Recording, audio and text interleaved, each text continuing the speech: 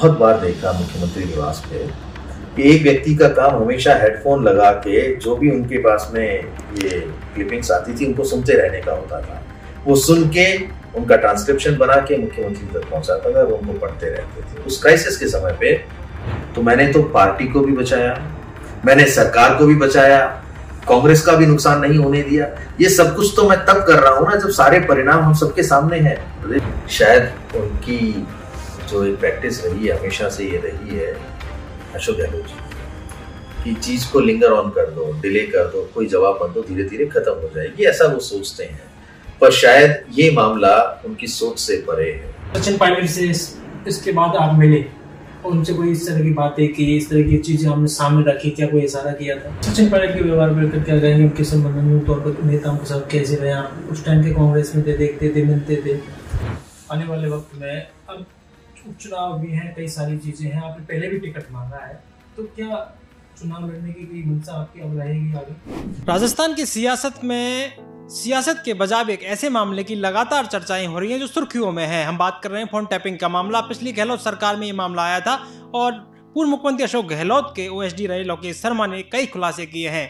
अब उनसे हम बातचीत करते हैं, आखिरकार पूरा मामला है क्या, और लगातार उनसे पूछताछ भी, वो दिल्ली जा रहे हैं, उनसे लगातार पूछताछ भी कर रहे हैं और लगातार वो मुख्यमंत्री अशोक गहलोत पर जो है कि फोन टैपिंग के मामले में किसका हाथ, उसके बारे में बताया। सर, किस तरह से ये पूरा मामला था? सबसे पहले तो इस तरह से बताएंगे क्या पूरा मामला था? देखिए, पूरा मामला तो इस पूरे प्रदेश को पता है कि जुलाई 2020 में जब ये माहौल बनाया गया कि सरकार अल्पमत में आ गई है, सरकार गिरने वाली है, सरकार को कुछ लोग गिराने वाले हैं, सीधे तौर पर ये कहा जाने लगा कि पूर्व उप मुख्यमंत्री और प्रदेश अध्यक्ष तत्कालीन सचिन पायलट जी अपने साथ कुछ विधायकों को लेके मानेसर चले गए हैं और अब सरकार गिराई जाएगी। कुछ खरीद फरोख्त की बातें हो रही थी कि कुल मिला के उस वक्त एक राजनीतिक संकट आ गया था सरकार के ऊपर। और ऐसे समय में ये जो फ़ोन टेपिंग वाला जिन्न था वो बाहर आया। मैं सीधे तौर पर ये बताना चाहता हूँ कि फ़ोन टेपिंग से मेरा कोई लेना देना नहीं था। ये घटना 16 जुलाई 2020 की है। चूँकि उस वक्त राजनीतिक क्राइसिस चल रहा था, राजनीतिक संकट चल रहा था, तो एक राजनीतिक भाषा में कहा जाता है ना कि लोग अपने अपने विधायकों की बाड़ेबंदी करके बैठे हुए थे। तो अशोक गहलोत जी ने भी जो उनके पक्ष के विधायक थे, उन तमाम विधायकों को होटल फेयरमाउंट में बाड़ेबंदी के रूप में रखा हुआ था। वो वहाँ रोज़ाना उन्हें संभालने आते थे, उन्हें मिलने आते थे कि कौन कहाँ है, सब ठीक तो चल रहा है ना।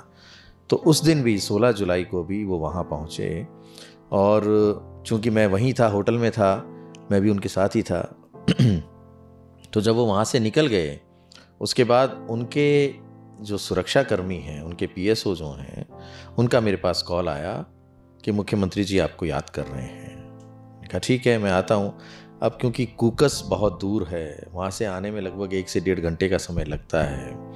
इस दरमियान भी 2-3 बार मेरे पास फ़ोन आ गए उनके कि आप जल्दी आइए, मुख्यमंत्री जी याद कर रहे हैं, याद करें। मैंने कहा भाई रास्ता है, समय लगेगा पहुँचने में, जो लगेगा वही लगेगा और मैं पहुँच जाऊँगा।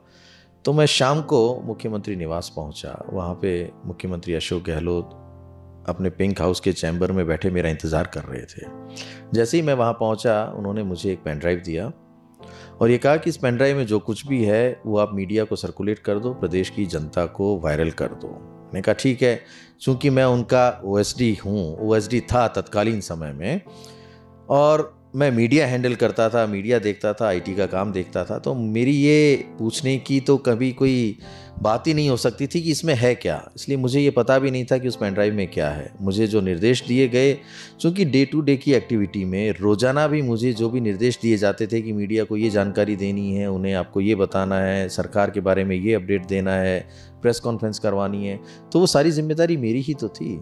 और उसी जिम्मेदारी के तहत अगर मुझे मुख्यमंत्री ये कहेंगे कि इस पेन ड्राइव में जो कुछ भी है वो आप मीडिया को भेज दो, तो मैं क्यों पूछने वाला हूँ उनसे। मैंने अपना काम किया, उनके निर्देशों पर मैंने उस पेन ड्राइव में जो कुछ भी था वो आप सभी साथियों को, मीडिया को वो सर्कुलेट कर दिया। क्योंकि वो सीधे तौर पर पेन ड्राइव से सर्कुलेट नहीं हो सकता था, इसलिए मैं पेन ड्राइव को लेके अपने घर आया। वहाँ मैंने लैपटॉप पे उस पेन ड्राइव के कंटेंट को कॉपी किया और लैपटॉप से अपने फ़ोन डिवाइस पे लेकर व्हाट्सएप के माध्यम से आप सभी मीडिया के साथियों को वो मैंने सर्कुलेट कर दिया। अब सब कुछ शांत हो गया। पूरा प्रदेश इस बात को जानता है कि जब जैसे ही ये ऑडियो वायरल हुए, मीडिया में आए उसके बाद कई तरह के मुकदमे दर्ज हुए, राजद्रोह तक के केस दर्ज हुए, एसीबी में भी केस दर्ज किए गए, और जो ये कहा जा रहा था कि भी सरकार संकट में है वो धरपकड़ हुई, कुछ इस तरीके की बातें की गई, सरकार बच गई, सब कुछ सामान्य हो गया और सरकार अपना वापस नियमित काम करना शुरू कर चुकी थी।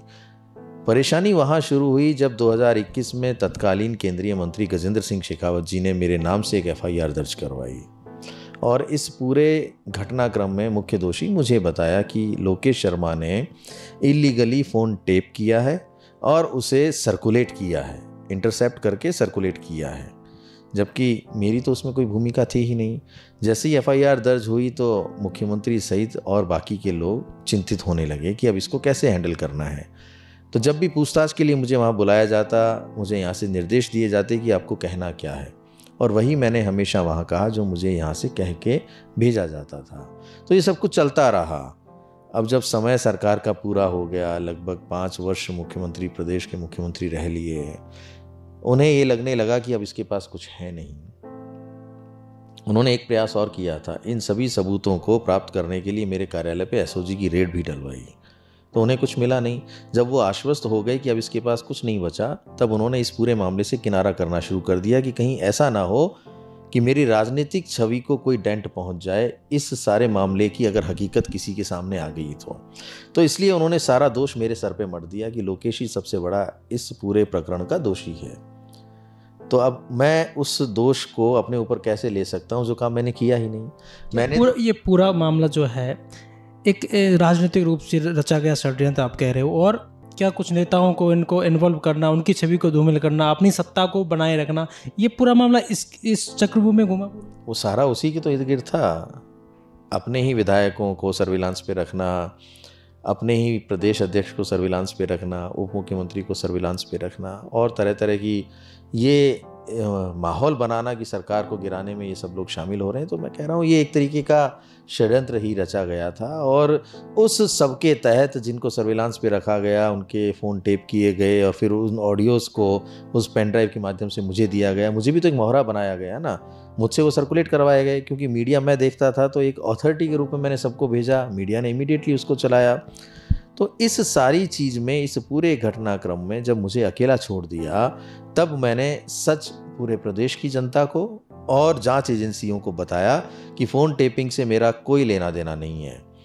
जो घटनाक्रम था उसका पूरा ब्यौरा लिखित में पिछली 25 सितंबर को मैंने जांच एजेंसीज को दे दिया। लगातार दिल्ली के चक्कर काट रहे हो लगातार, क्या क्या कुछ सवाल आपसे सीबीआई या फिर जहाँ भी आप जा रहे हो, क्या क्या सवाल जांच एजेंसियाँ पूछ रही है और क्या आपने बताया?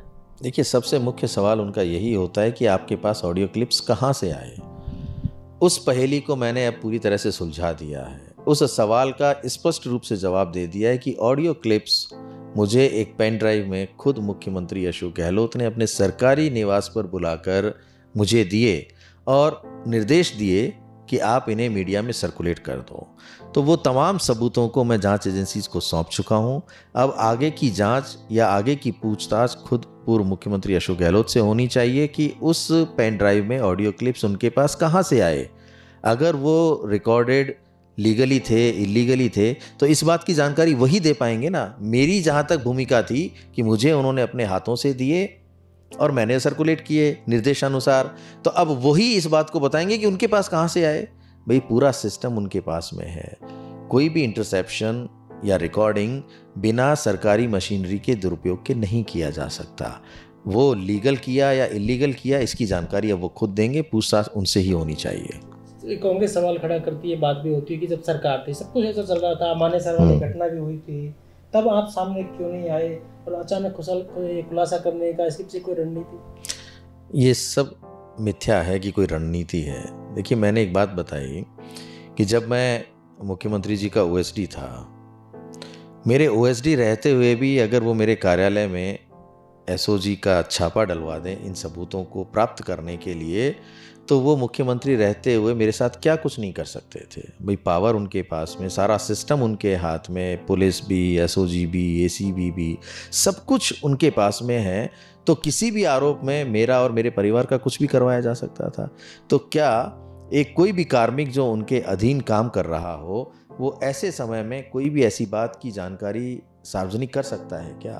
देखिए, आप भी जिस संस्थान में काम करते हैं, उस संस्थान के चीफ आपको जो डायरेक्शन देते हैं, आप वही तो करते हैं। ये तो एक प्रक्रिया है कि आपकी सर्विस रूल्स में आता है कि आपको जो निर्देश दिए जाएंगे आप उनकी पालना करोगे।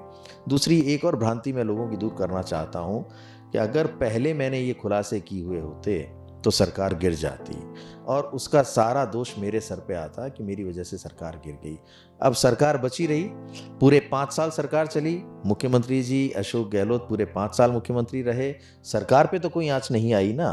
दूसरी बात कि अगर ये सारी चीज़ें पहले की जाती और जो चुनाव के बाद परिणाम आए, परिणाम तो वही आने थे, तो उसका भी दोष सारा मेरे माथे पे मढ़ा जाता कि लोकेश ने ऐसा किया इसलिए हम राजस्थान में सरकार नहीं बना पाए। तो मैंने तो पार्टी को भी बचाया, मैंने सरकार को भी बचाया, कांग्रेस का भी नुकसान नहीं होने दिया। ये सब कुछ तो मैं तब कर रहा हूं ना जब सारे परिणाम हम सबके सामने हैं। प्रदेश में सरकार भी नहीं है, अब मुख्यमंत्री अशोक गहलोत भी नहीं है।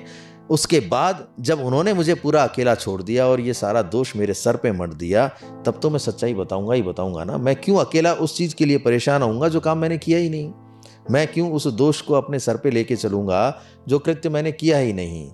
तो इन स्थितियों में इस सब घटनाक्रम का मैंने सच अब प्रदेश की जनता के समक्ष रखा है और मैं सबूतों के रखा है। अशोक गहलोत जी डिनाई कर दें, मैं तो ये कहता हूं कि वो ये कह दें कि मैंने लोकेश को कोई पेन ड्राइव दिया ही नहीं।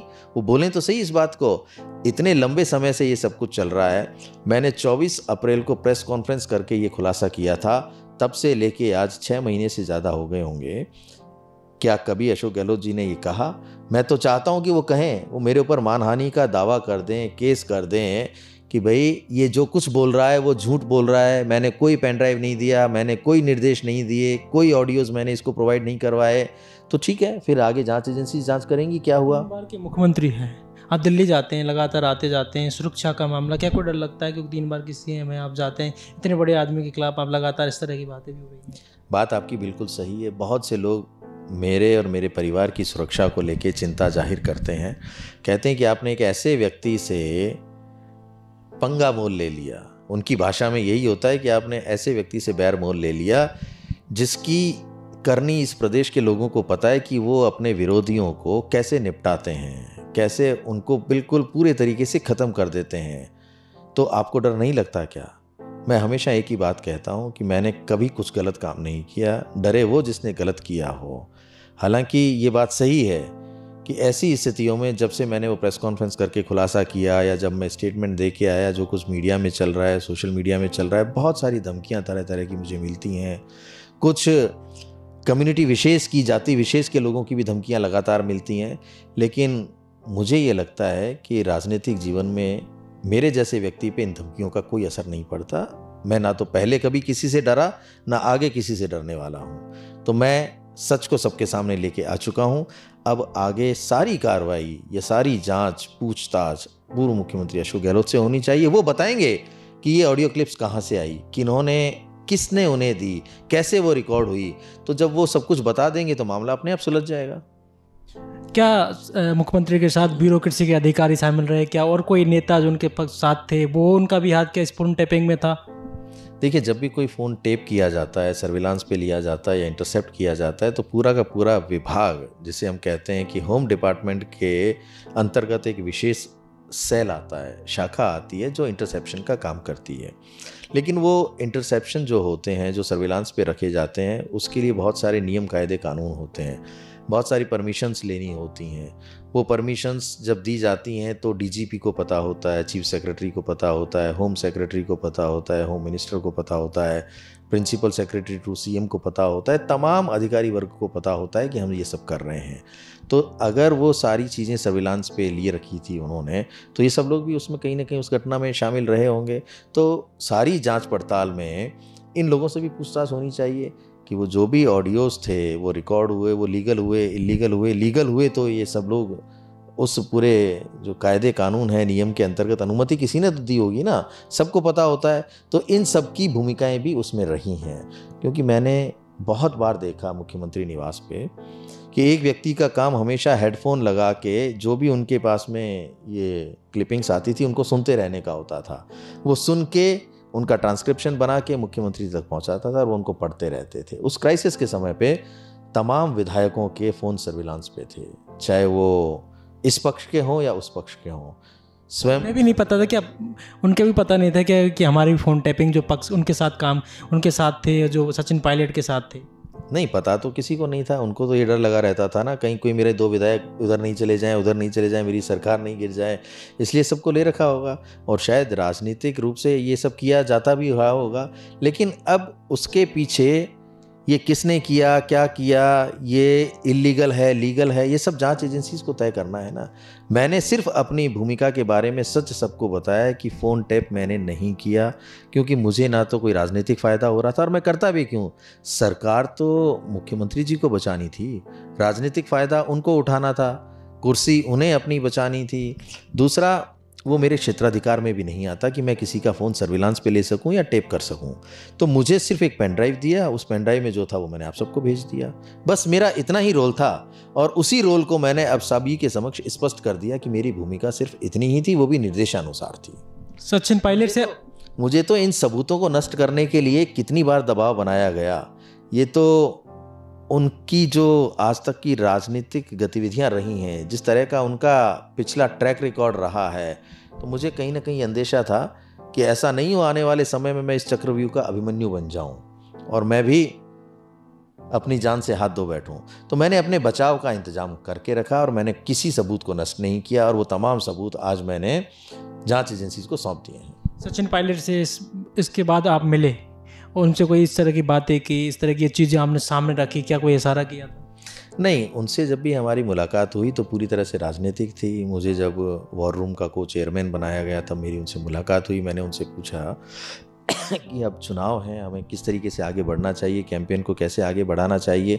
तो मेरी जब भी मुलाकात हुई इस बारे में हमारी कोई बात नहीं हुई।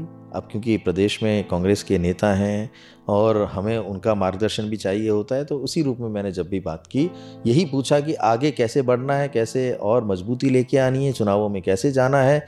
इसी संदर्भ में मेरी उनसे बातचीत हुई। सचिन पायलट के व्यवहार को लेकर क्या कहेंगे? उनके संबंध तौर पर नेताओं के साथ कैसे रहे आप? उस टाइम के कांग्रेस में थे, देखते थे, मिलते थे? देखिए, वो व्यक्ति हैं जो प्रदेश में नौजवानों को आगे बढ़ाने का काम करते हैं, और ये हम सबके सामने भी है कि जिस तरह से कितने जो उनके साथी थे, जो उनके साथ जुड़ के काम कर रहे थे, उन्होंने नौजवानों को आगे बढ़ाया, और प्रदेश ने देखा भी कि लगभग 90% से ज़्यादा वो नौजवान साथी विधायक के रूप में चुन के आए या सांसद के रूप में चुन के आए, जिनको उन्होंने आगे बढ़ने का अवसर प्रदान किया या आगे बढ़ाने के लिए पैरवी की। तो मुझे लगता है कि नौजवानों को आगे बढ़ाने में उनका एक महत्वपूर्ण योगदान है, और बड़े स्पष्ट रूप से अपनी बात रखते हैं, युवाओं के चहेते हैं। तो आगे आने वाले समय में सभी लोग उनकी तरफ उम्मीद से भी देखते होंगे। प्रदेश का नौजवान तो विशेषकर ये देखता होगा कि किस तरीके से वो आगे बढ़ेंगे और उनके साथ जुड़ेंगे। एक बड़ा सवाल कि क्या आने वाले वक्त में बीजेपी की तरफ से किसी पार्टी की ओर से ऑफर आए जाने का, या फिर तो क्या पार्टी में कोई शामिल होने का भी आपका कोई रणनीति है? ये पूरी तरह से अफवाह है। ना तो मैं बीजेपी में कभी जा रहा हूँ, ना जाऊँगा। अगर मुझे जाना होता तो मैं चुनाव से पहले ही नहीं चला जाता क्या? और ये जो सारा घटनाक्रम अब हो रहा है, देखिए बहुत सिंपल सी बात है कि मुझे ना तो अपनी पार्टी को नुकसान पहुँचाना था, ना तत्कालीन मुख्यमंत्री जी को नुकसान पहुँचाना था। मैंने तो किसी को नुकसान नहीं पहुंचाना था, सबका बचाव किया। आज जब मैं खुद पूरी तरीके से उलझ गया हूं तो मैं सिर्फ अपना बचाव कर रहा हूं। आज भी मैं किसी के नुकसान के लिए ये कुछ नहीं कर रहा हूं। सिर्फ वो हकीकत, वो सच्चाई जो जांच एजेंसीज को पता लगनी चाहिए, और जिससे ये पता लगे कि फ़ोन टेपिंग से मेरा कोई लेना देना नहीं है। तो ये सब कुछ जो भी मैं बोल रहा हूँ, चाहे वो सबूत दे रहा हूँ या अपने स्टेटमेंट दर्ज करवा रहा हूँ, अपने बचाव के लिए, क्योंकि मुझे पूरी तरह से अकेला छोड़ दिया, अपने बचाव के लिए ही मैं ये सब कुछ कर रहा हूँ। अभी इस मामले पर ना गहलोत कुछ बोल रहे हैं, ना सचिन पायलट कुछ बोल रहे हैं। अभी तक सारी रणनीति चुप हैं। तो क्या लगता है कि ये चुप्पी क्या है, क्यों चुप्पी साध रखी है सब गहलोत ने? क्यों लगातार आरोप लगाते जा रहे हैं लेकिन वो बोल नहीं रहे? शायद उनकी जो एक प्रैक्टिस रही है, हमेशा से ये रही है अशोक गहलोत जी की, कि चीज़ को लिंगर ऑन कर दो, डिले कर दो, कोई जवाब मत दो, धीरे धीरे ख़त्म हो जाएगी, ऐसा वो सोचते हैं। पर शायद ये मामला उनकी सोच से परे है। अगर वो ये सोचते हैं कि ये भी दब जाएगा, थम जाएगा, तो मैं तो कभी चुप नहीं रहने वाला हूँ। अगर मेरे सर पे इस तरीके से दोष मढ़ा गया है और मेरे ऊपर ये सारे के सारे आरोप लगा दिए गए हैं कि मैंने कुछ गलत किया है, तो मैं हमेशा अपनी आवाज़ को इसी तरीके से उठाता रहूँगा कि मैंने कुछ भी गलत नहीं किया। अगर मैंने गलत किया है तो आप खड़े होकर बोलिए कि मैंने तो इसे कोई पेन ड्राइव नहीं दी। अशोक गहलोत जी आगे आएँ और ये कहें कि ये जो कुछ बोल रहा है वो सब झूठ है, तो फिर आगे देखेंगे कि आगे क्या होता है। जहाँ तक बात की आपने सचिन पायलट जी की भाई या दूसरे कांग्रेस के नेताओं की, तो मेरा मानना ये है कि सच का साथ देना चाहिए। आज जो चीज़ें सबके समक्ष आ रही हैं, तो सभी लोगों को कम से कम ये विश्वास होना चाहिए कि मेरा कोई व्यक्तिगत फ़ायदा हो नहीं रहा था, मुझे कोई राजनीतिक लाभ मिल नहीं रहा था। मैंने तो सरकार बचाने के लिए ही तो सब कुछ किया और सरकार बची। कांग्रेस पार्टी को भी मैंने कोई नुकसान नहीं पहुंचाया। तो आज जब ये लड़ाई इस मोड़ पे आई हुई है कि सच और झूठ में किसी एक का साथ देना है, तो मेरा सभी से ये आग्रह रहेगा कि सच का साथ दें और मजबूती से साथ दें। आने वाले वक्त में अब उपचुनाव भी हैं, कई सारी चीज़ें हैं, आपने पहले भी टिकट मांगा है, तो क्या चुनाव लड़ने की कोई मंशा आपकी अब रहेगी आगे? बिल्कुल रहेगी, क्यों नहीं रहेगी। मैं कांग्रेस का एक कार्यकर्ता हूं और जो भी व्यक्ति राजनीति करता है सक्रिय रूप से, जो एक्टिव रहता है, मैं पिछले 30 वर्ष से कांग्रेस के सक्रिय कार्यकर्ता के रूप में काम कर रहा हूं, तो हर व्यक्ति की ये मंशा होती है कि उसे अवसर मिले, तो ज़रूर मैं अपना पूरा प्रयास करूंगा। उपचुनाव में भी मैं अपना दावा रखूंगा कि मुझे टिकट दिया जाए, क्योंकि मेरा गृह जिला है दौसा और वहाँ भी उपचुनाव होना है, तो मैं वहाँ से भी टिकट की मांग करूँगा। अब ये तो पार्टी को तय करना है कि वो किसे अपना प्रत्याशी बनाएंगे, लेकिन मैं कांग्रेस के लिए काम कर रहा था, काम कर रहा हूँ और कांग्रेस के लिए ही काम करता रहूँगा। एक आखिरी सवाल ये है कि क्या अशोक गहलोत ने आपसे कोई संपर्क किया इन खुलासों के बाद? क्या कोई दबाव बनाया, क्या कोई कहा कि आप इस मामले को यहीं रोक दीजिए, तो कोई बातें हुई उनसे इस बारे में इसके बाद कभी? उनसे मेरी कोई बातचीत नहीं हुई। तो ये थे हमारे साथ लोकेश शर्मा, पूर्व मुख्यमंत्री अशोक गहलोत के ओएसडी रहे हैं और उन्होंने लगातार खुलासा किया है। लगातार वो ईडी और वहाँ पर जा रहे हैं दिल्ली, लगातार उनको बुलाया जा रहा है और उन्होंने खुलासे भी किए। उन्होंने सिर्फ ये कहा कि पूर्व मुख्यमंत्री अशोक गहलोत के कहने से ये फ़ोन टैपिंग करवाया है और ये बहुत लंबे टाइम से सारे लोग जो उनके पक्ष के थे उस वक्त या पक्ष के नहीं थे, उन सब लोगों के साथ लगातार उन्होंने फ़ोन टैपिंग किया और ये किसी को पता नहीं था। लेकिन अब उन्होंने ईडी के सामने और जाके सारे खुलासे कर दिए हैं और पूर्व मुख्यमंत्री अशोक गहलोत का नाम लेकर सारे इन्होंने कहा है कि अब सीधा सीधा पूर्व मुख्यमंत्री अशोक गहलोत से ही ये जांच आगे बढ़ेगी। अब देखना है कि ये जांच कितनी आगे बढ़ती है, क्या और खुलासे होते हैं, क्या पूर्व मुख्यमंत्री अशोक गहलोत को दिल्ली से बुलावा आता है, क्या पूछा जाता है, ये देखने वाली बात होगी। वही दूसरी ओर लोकेश शर्मा ये भी कह रहे हैं कि वो आने वाले वक्त में चुनाव लड़ने की उनकी मंशा है, दौसा उनका क्षेत्र है, वहाँ से भी उपचुनाव में दावा ठोकेंगे और कांग्रेस के ही टिकट पर दावेदारी करेंगे, ऐसा उनका कहना है। अब देखना यह है कि आने वाले वक्त में ये फ़ोन टैपिंग का मामला सियासत में किस तरह से चर्चाओं में रहता है, ये देखने वाली बात होगी। पॉलिटिकल पंचायत के लिए जयपुर से दशरथ सिंह।